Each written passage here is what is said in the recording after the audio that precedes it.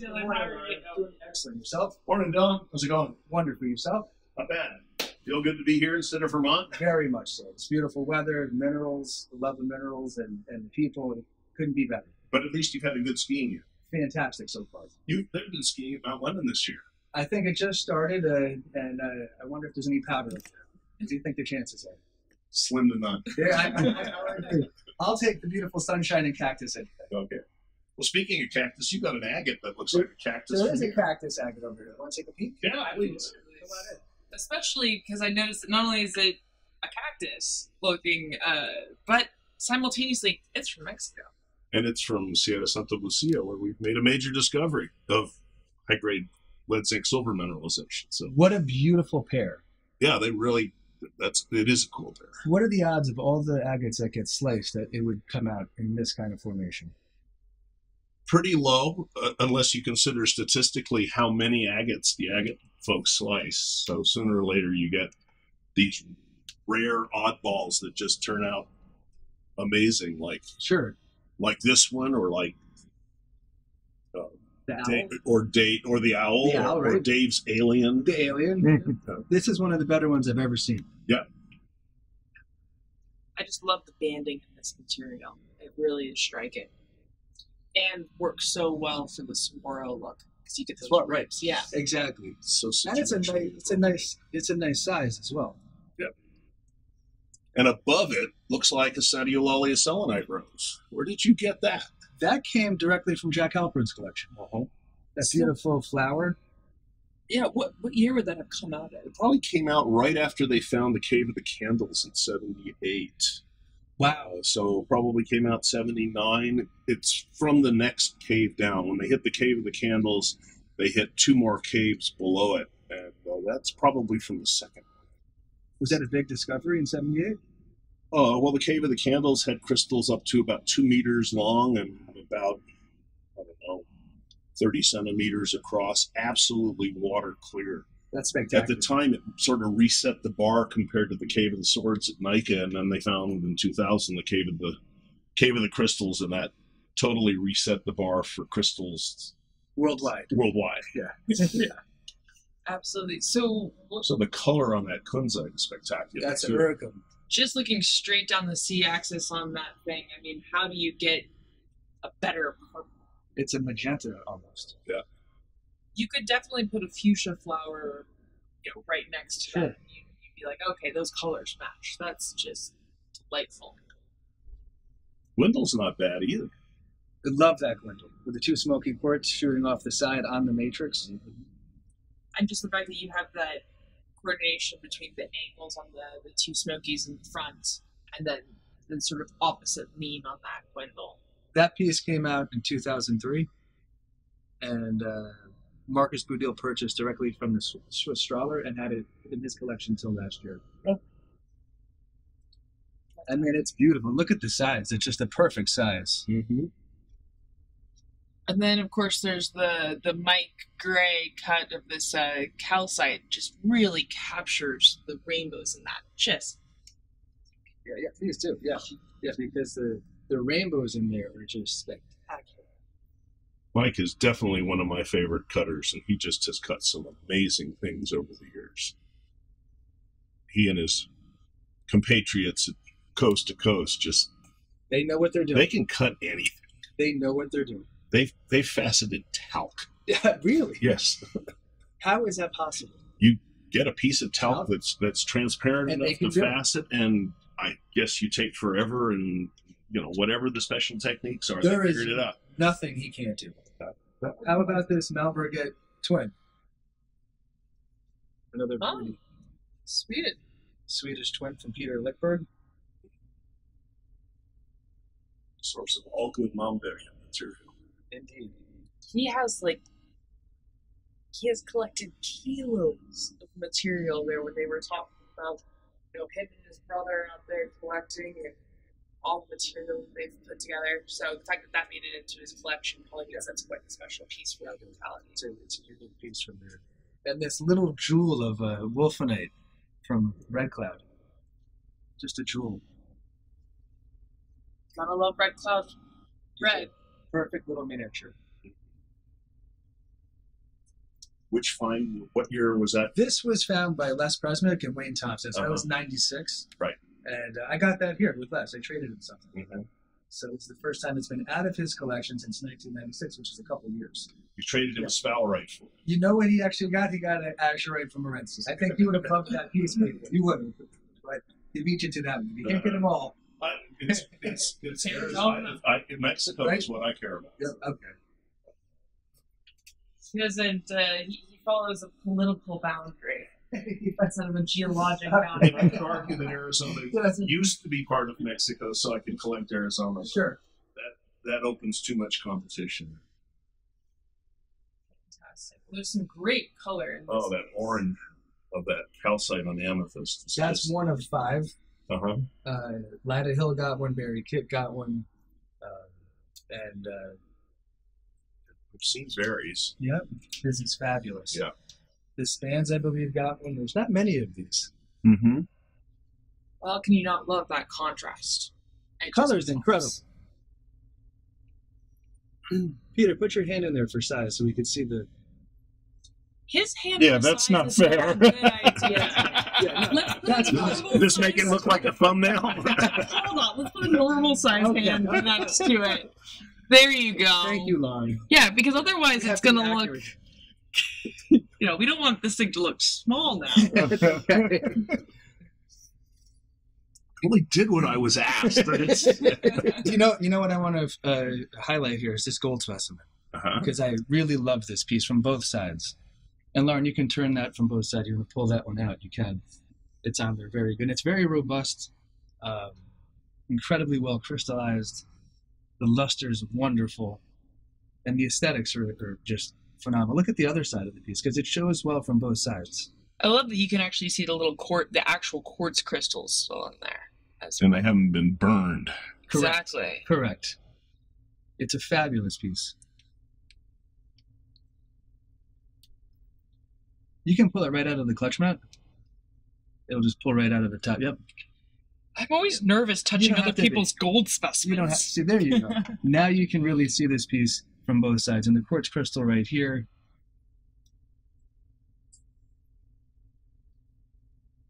And then, like sort of the leaping horse aspect. and then to turn it. it around from the, which could be the front as well. It's very three-dimensional.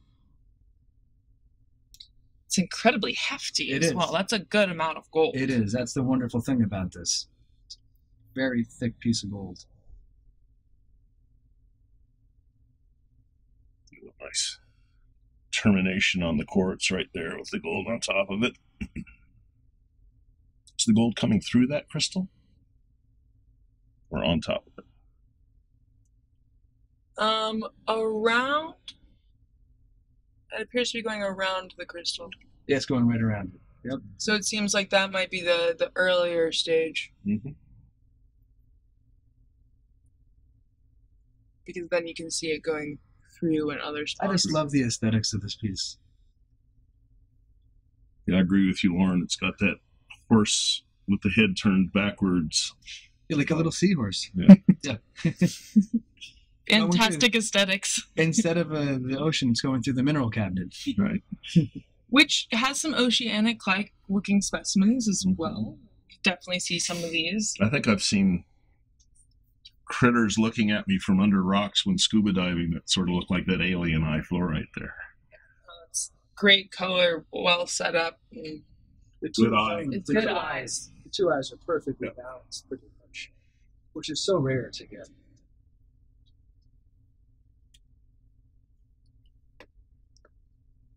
And that Peruvian rhodochrosite right next to it, you get that the gemminess on the last stage really provides that extra luster and that deeper color zonation. I really like pink and red so much. My eye gets drawn to that. I mean, it's, too. Yep. and it's nice to see the two different styles of rhodochrosite. There it's Splenichedrons from South Africa, and I'm noticing That's one of the best actually from one of the winner. yeah. Yep.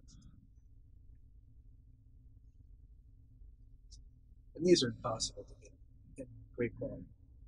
Schwanning rhodochrosites. hard not to love. Unless Desmond Sacco lets one out, not easy. Or an old collection. There's just not many of them on this beautiful open market.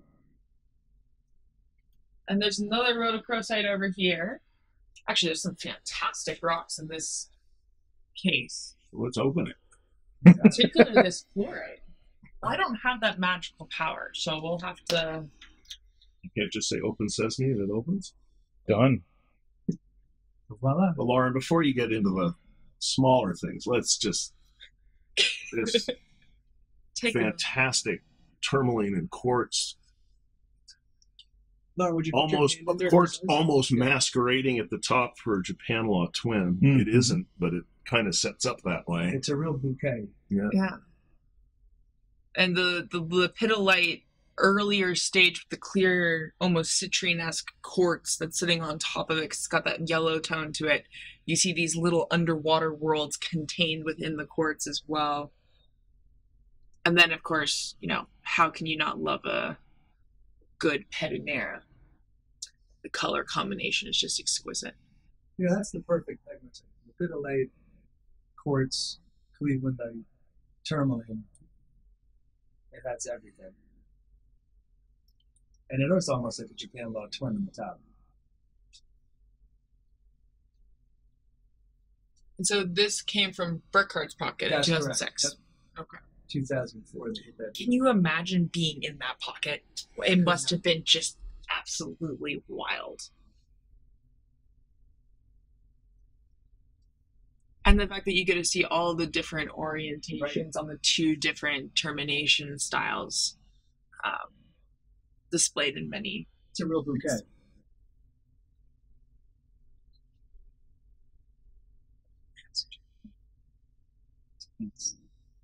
All in all, it's in great condition. Mm-hmm. Now you can drop down to your... This is what is just driving you amazing. crazy. This is a German fluorite.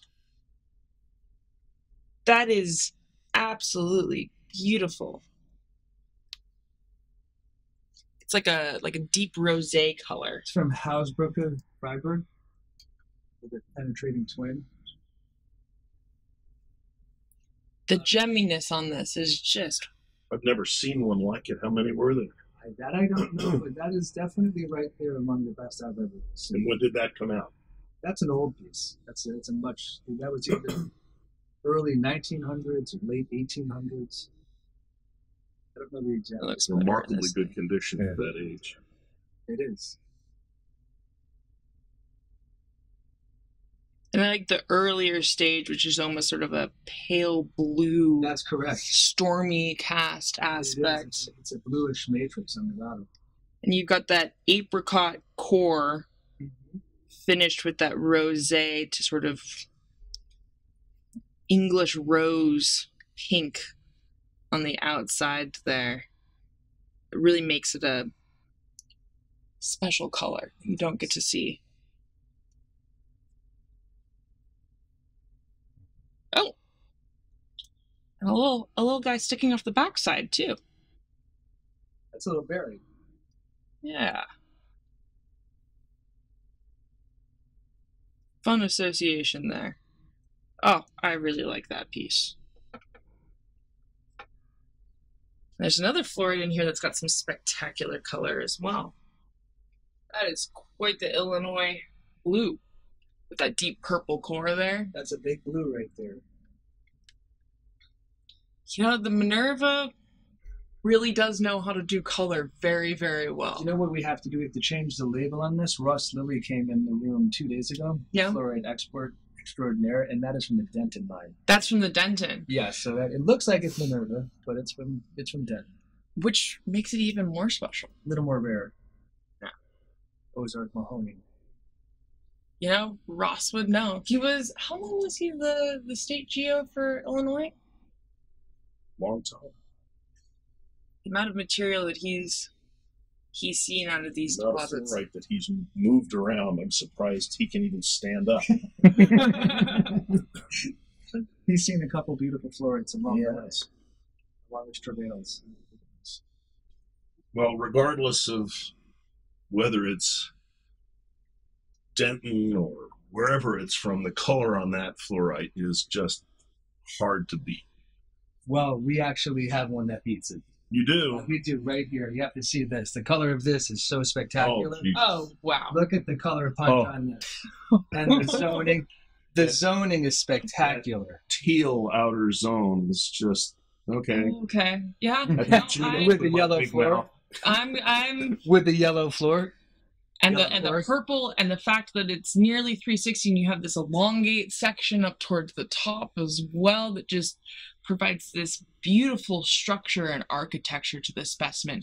Plus you've got the accent just to add that X factor. It's one of the best. I adore that specimen. For obvious reasons. Yeah. Beautiful rock. Great color. I hope that the camera is catching this, but my guess is you have to see this thing in person. You do. To believe it. Yeah. Yeah, it's spectacular.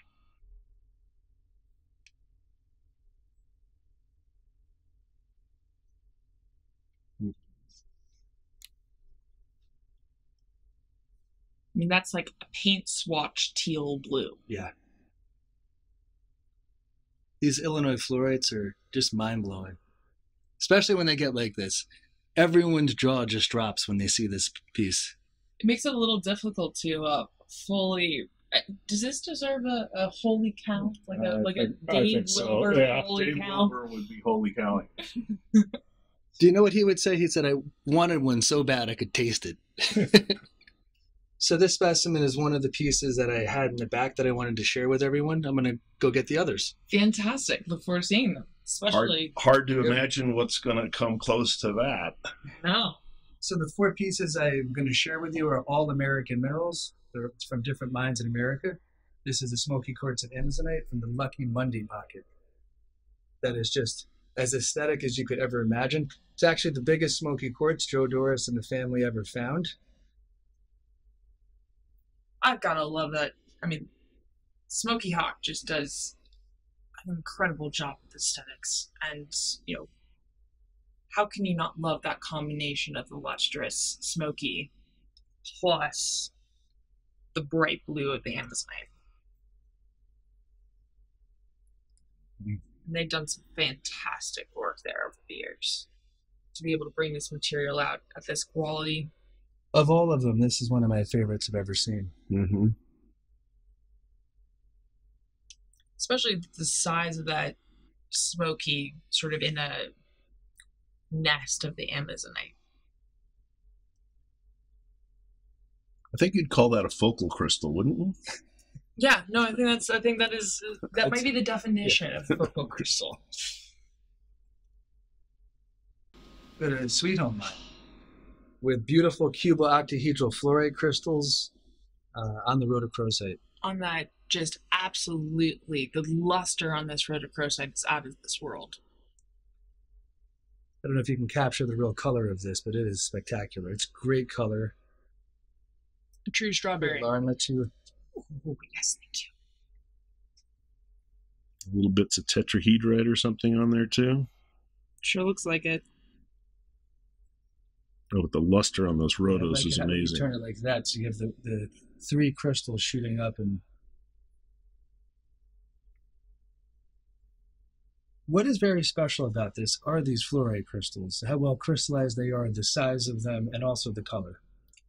The fact that you've got this green core Correct. in this particular one, so you get that green-red contrast, and it creates a depth to the specimen that you know, sometimes the plates don't have in quite this quality. You know, there was a pocket that yielded some of the finest quality. It was called the porcelain pocket. And this crystal right here is reminiscent of that. It's so gemmy, so lustrous. A couple on the bottom as well. So it has just fabulous quality all around. And what pocket was that from? This was from the Mini Kingray's pocket. Mini Kingray's. Many pockets they've found along the way. Mm-hmm. It's a lesser known pocket. Have you heard of that one before, Peter? I can't say that I have. probably because it's mini, or it was mini, and it probably didn't have many specimens. But if they were all that quality, I'm sure experts in the locality would recognize it instantly. There are probably Colorado collectors that are absolutely astounded that we don't know about this pocket because of how quality it is. Mm-hmm. That's what makes horse races. Gene Myron, one of the original members of the mine, when he helped fund the mine, owned this previously.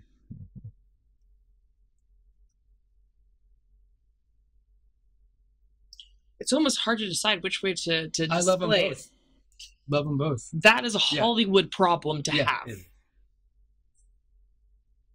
This specimen came out of the Chief mine in 2004. Pala Chief. Nice thick blue cap on that. I think it might be better with a little lighting over here to the side. Let's get the right lighting on this one. Oh yeah, much better. We got to get a little. Oh wow. Yeah, that's the reason you love this material, is that pink and blue combo.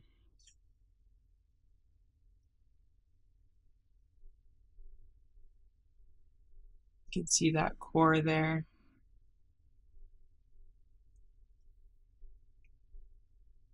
There's a reason Paula's iconic.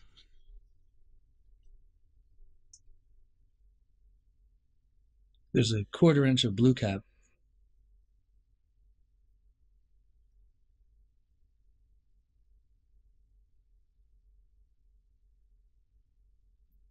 Really should be red. You know what I mean? Because it's a more red, but it looks beautiful regardless. How can you not love that hot pink?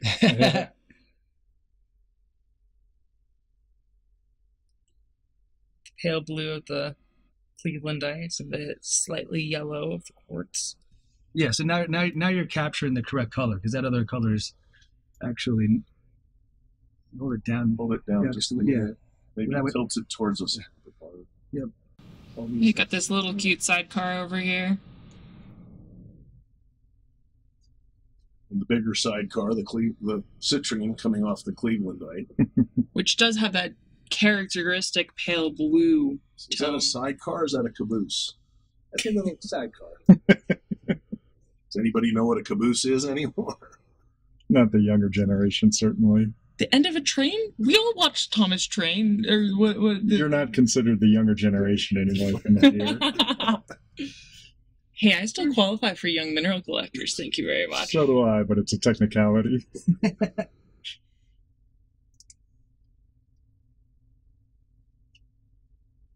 So this pocket was hit in 2004 by Bob Dawson. There were 3 significant crystals found. One matrix piece was a little bit bigger on a larger citrine crystal with the albite and a single tourmaline, and then there was another single crystal as well. So it was a small pocket and just astounding. I don't know of another pocket that's been hit that is as significant as the 1972 Blue Cap pocket at the Tourmaline Queen mine. So this is a very significant discovery. They did hit that 6-pack pocket.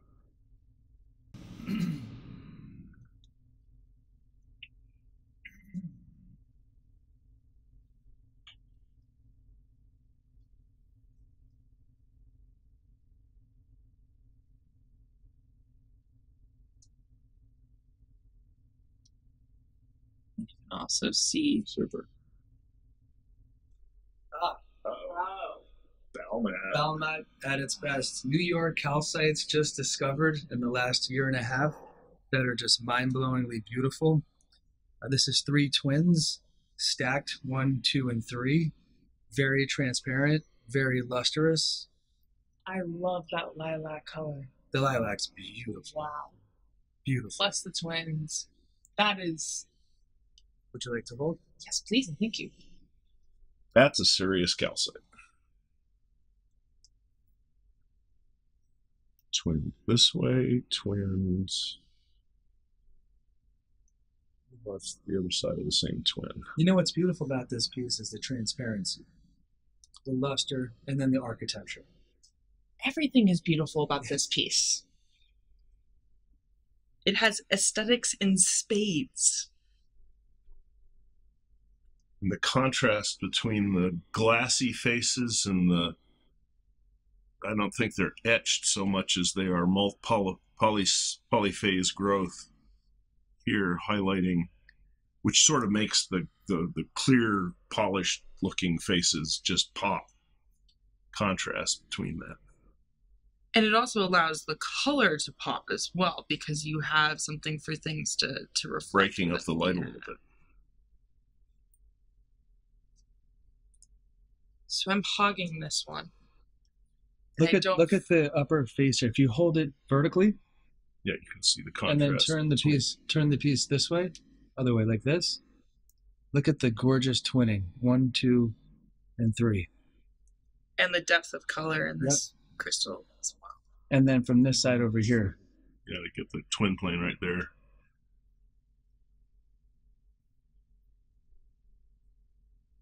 Look at the color right through the transparency.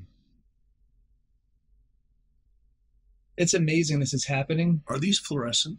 They do fluoresce, They do. But the amazing thing is it's happening right here and now. Yeah. It's discovery. Yeah, this is a brand new discovery. It's unbelievable. And we're privy to it. We get to see them and experience them and bring great joy to everyone. Wild piece. So this mine is in northern New York in St. Lawrence County. You go over the Adirondack high peaks down into the Adirondack lowlands. And then that goes up towards the Canadian border. Mm-hmm. It's found very deep in the earth at over 4,000 feet deep. What's the mine for? They're mining for zinc there right now. MVT? It's really highly metamorphosed, so what it was to begin with has been a bone of real contention for a long time. It's the Titan Mining Company that's mining there. And these crystals are so beautiful. So beautiful. They're they're reminiscent of what was found in China. Look at that. I like them better because they're more transparent than the ones from China. The ones from China are... I like them both. I like them both. I wasn't saying I don't like them, yep. The ones from China. I was saying I like this one, these better. This piece sits at the very top of what was found. Yeah. In terms of I've color. I've seen a number of these, but for transparency, these blow everything else I've seen. I agree. Yep. And twinning. And twinning. The multiple twins are... Absolutely. I mean, it's... like a calcite collector put together their dream combination and nature provided. It's like a New York area collector who's used to stacks of Herkimer diamonds who have transmitted into the world of calcite, and they've come up with the calcite equivalent of the stacks of Herkimers like the ones in the case over there. Well, I mean, for transparency and combination, plus on this one you get the twin and the color. In New York, they like to build things tall, so they definitely succeeded here. It's a nice size piece. It is.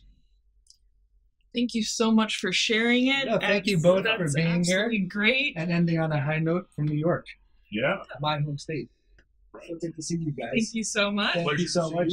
And thanks for It's a happy Tucson after all.